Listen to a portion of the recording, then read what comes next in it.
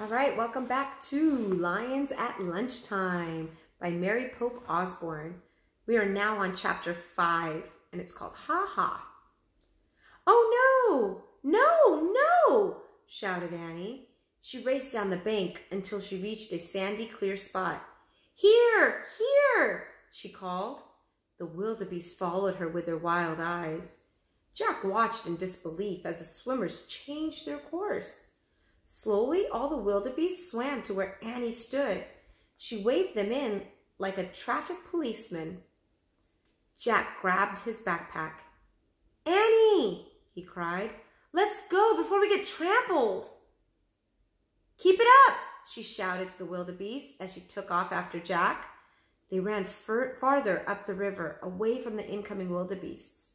Finally, they stopped to catch their breath. They looked back. Everything seemed fine. The wildebeest were scrambling safely over the riverbank. Soon they would graze on the grass prepared by the zebras. Good work, Jack said to Annie. Thanks, she said. Okay, now for our riddle. No, first we've got to get clean, said Jack. You look like you're in a mud suit. High-pitched laughter rang through the air. It sounded mocking and mean. Jack and Annie turned around. They saw two spotted brown animals standing in the tall grass. The creatures had bodies like dogs, but with sloping backs. They laughed again. Ha ha, said Annie. You don't look so great yourself. What are they? Said Jack. He took out the book. He tried not to get mud on it as he looked for a picture. When he found it, he read aloud. On the African plains, the hyena is the ruling predator after the lion. It makes a sound similar to a high-pitched human laugh. What's predator mean? Said Annie. Okay, all my students should know what predator means. We just did a unit on this. It means it catches things and eats them, said Jack.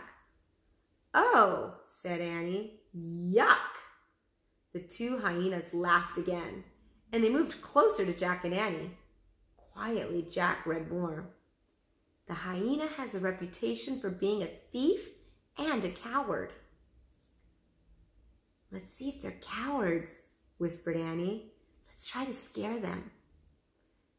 The hyenas laughed and moved a little closer. How? Jack asked. Act like a monster, said Annie. Now! Jack and Annie made terrible monster faces. They put out their hands and rushed at the hyenas. Arrgh! They shouted. The hyenas yelped and scurried off. Scaredy cats! Annie shouted after them.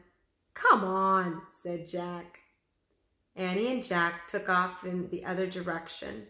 They ran around a bend in the river. Jack heard the hyena laughter again. It sounded far away. Good, he said. They're gone. Hey, maybe we can wash over there, said Annie. She pointed to the edge of the forest. There was a small pond surrounded by tall grass. Zebras were drinking the water. Yeah, said Jack, if it's safe enough for them to drink. The zebras ignored them as they walked toward the pond. And here's some pictures. There's the hyenas.